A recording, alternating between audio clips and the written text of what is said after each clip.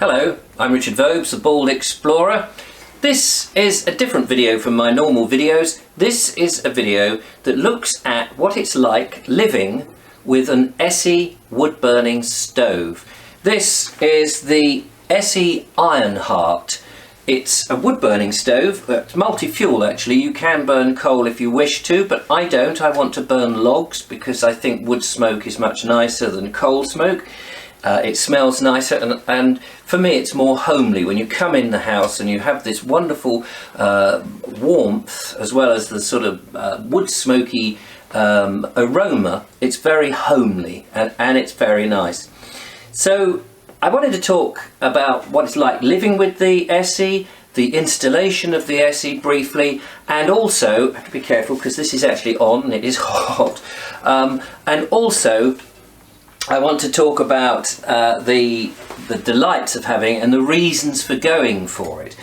So let's talk at the reasons for choosing an Esse first of all. I live in a Victorian, cliche, 2 up, 2 down Victorian terrace.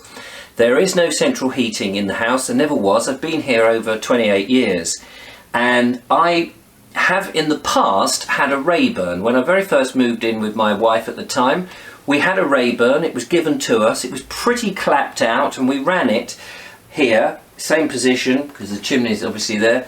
We ran it for 2 years until it fell to bits, and it heated our water, which was great, and it heated the house.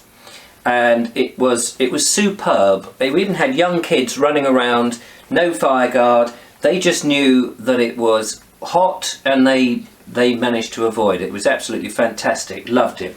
But it fell to bits, and so we went back to the immersion heater, which was in the tank there. There's no other way of heating the house other than the fireplaces, which I have a wood-burning stove in the front room.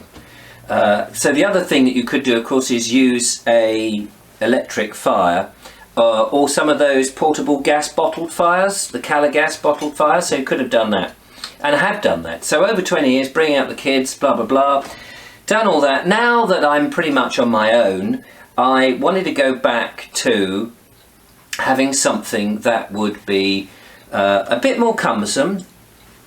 A lifestyle choice for sure, not as easy as just turning on the old gas, but something that's a bit fun. A little bit of an investment because they're not cheap. So I did, with some inheritance money, which I was very lucky to get, I invested in this Ironheart, this Esse Ironheart. And it does a number of things. It obviously it cooks. You've got these which lift up, and it has a hot plate and you can cook on that, and it's absolutely brilliant. Because cooking is a slightly different thing. As I say, you don't just turn the knob and the heat comes up. You've got to, as it is a lifestyle choice, you've got to think about what you're going to eat, when you're going to eat, so that you get the Ironheart up to temperature. Because if you run it hot all day long, it's going to heat the house up rather a lot, but also you're going to get through your fuel. We'll talk about that in a minute. So why, apart from the desire to have one of these beautiful things in my house, what other reason was there? Well, I was giving a lot of money to the big 6 fuel suppliers, you know, the utility companies that provide your gas and electricity, big corporations, and I felt it was too expensive to do that. I was giving them so much money, and that was just with the immersion heater and the electric fires. And I wanted to find a way that I could heat the house, I could cook, I could dry my clothes, which obviously I can do now in the kitchen here in the winter months, and that I could have hot water. And let me tell you, the hot water that comes out of this, or through the system of plumbing, is piping hot. It's so good. It's fantastic. Puts the immersion heater to shame. So it's brilliant.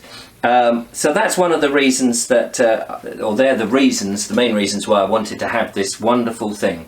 It heats the core of the house, heats the kitchen, it heats the stairwell, the hall well, and it goes into a little bit into the rooms. You'd still need to heat the rooms if it was really cold, but this heats the bricks in the wall and keeps the house at a reasonable temperature. And I love it. I absolutely love it, but it's not for everybody because it can be a faff. I'll talk about that in a minute. I bought it from a small stove company in West Sussex, or East Sussex I think they were, but I'm not going to mention their name because they were less than helpful.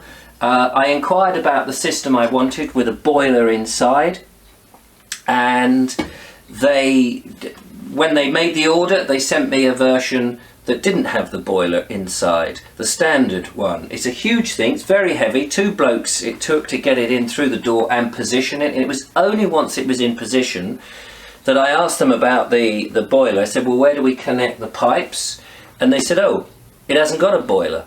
I said, what? But it should have. So that was an issue, and so they were less than helpful because they wouldn't take it away.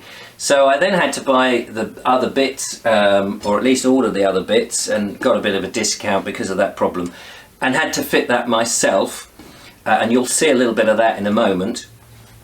So they weren't very helpful, but having said that, so this whole thing has been a bit of a learning curve. I've had it for 3 months, so this is my what's it like living with an Esse for 3 months. But before all that, we got it in and started videoing with my friend Richard Suggett, and we wanted to know what it would be like to light it for the first time. Have a look at this. Standing by, or out of frame, is the very nice Mr. Suggett, and also Billy, my son, is also standing by, just in case. On fire duty. Yeah.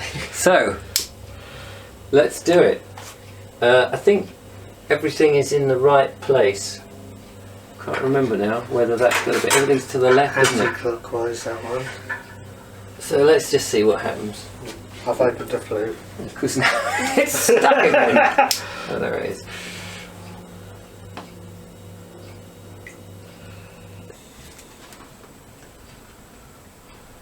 There is a back boiler here that fits on somehow to the side, and it heats up the water. This hopefully is going to be good fun. Yes, it will be. It will be.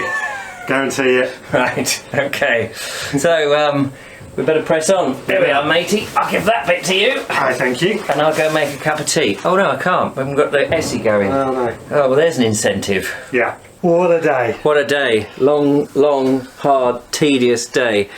So, if I have got this right, we're in the bathroom. I do know my own bathroom, fortunately, and you've been busy. I've just been watching and holding things, whereas you've been doing the main work.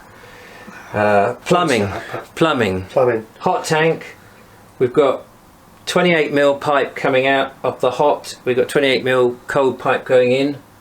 All that version. For the convection on the Esse, so the Esse will warm up the water. As it warms up, the hot water will rise and push itself up to this hot tank, where it will warm up. It's got coil through there that warms up the the water in the tank that you would use for your washing. But as that coil cools, it goes back down the bottom of the tank, back down to the Esse, which is downstairs. As a precaution, we've got an overflow, because as hot water gets hot, it expands. So if that hasn't got anywhere for the pressure to go, it'll burst the pipes. So we've got another loop that goes up to a overfill tank, and that also brings in fresh water to fill the water up. Yes. I probably could have worded that a lot better. Don't worry. The point is that there's been a lot of cutting, a lot of joins, a lot of last minute panics to go back to the suppliers and get nuts, joiners, connectors, all the relevant plumbing bits. And now we're at the stage where we're going to, although we've got the jigsaw together of all these things, nothing is actually tightened. So it's got to be all tightened up and fixed, secured, fixed to the units, and then it's all welded with solder together, all the little elbow joints where the things turn. And then there's just the other end on the Esse downstairs, just to join all this lot to the radiator, which took, that's another story, not the radiator, the boiler, which is fixed on the back boiler, which is actually on the side. And then we can test it to see if water is flowing. Well, we did get it installed and it works absolutely lovely. The only thing I need to do is just continue to line the chimney. It is an old Victorian chimney. It was designed for having a cooker here originally. It is brick, and because of the age of the house and because that's the use it was, it's absolutely fine. Although the unit would work better and be more productive if I just continued this pipe right to the top. Which I will do hopefully in the spring or summertime when I'm not using it quite so much. But I wanted to get through this first winter to see how we do. Now, let me just tell you that, as I said many times, you have to, it's a lifestyle choice. You think very differently. So the thing that I have a routine with this Esse. I clean it every day. By that I mean I empty the dustpan, I have to clean the glass here because it does get a bit sooted up, and then I'm running it not 24/7 because I just don't need to. I'm out in the daytime a lot, filming, making my videos and things, and I don't need hot water constantly. So I tend to light it in the morning, let it stay alight for about 3-4 hours. It will burn out, then I'll light it again. Sometimes I have it on really low and I catch it when I come back in and it's still very, very low. But I reignite it, if you like, so that it goes until the evening, and by about 9-10 o'clock I then just let it go and it'll sort of burn itself out. Sometimes it doesn't, you know, sometimes you stick a great big log on it and it's still going in the morning, just enough to revigorate. So I have that routine. Once a week, however, I give it a big deep clean. I clean the glass, I empty the ashtray, I take the food plate off here, the main heat plate. Underneath I sweep all the inside, I sweep up the chimney here. A lot of this soot and stuff goes down. There's a tray at the bottom that you can pull all the stuff out and give it all a clean. With a little bit of wire wool and some oil, cooking oil, I clean up the hot plate and so on, and so it's something that you come to love. The kitchen now was the coldest room in the house, and I barely stayed much time in it in the winter. Now it's the warmest room in the house, of course, and I'm actually over where the sink is, and on that side of the room, which I'm not showing you because it's a mess, I'm going to put in a little sofa here and a little reading area, because this room now you can make cups of coffee and just chill out, or keep warm, I suppose. There are smaller versions, they do a whole range, you know, other brands are available and not particularly. One regret is I wish I'd got the enamel coated top, because that would be more wipe clean. This does stain, though it adds to the charm, I think, and you can spray it, you know, once a year, if whatever you want, to make it look like new. Anyway, that's my appraisal of it. Thanks for watching. I'll be back out and about with more walks and the normal thing, but I just thought I'd share this as something a bit different. Till the next time, don't forget to subscribe, follow, like. If you wish to become a patron and support the videos that I normally make, then that would be great. But thanks for watching. I'm going to bung some soup on and have some lunch. Till the next time, bye-bye. Bye-bye.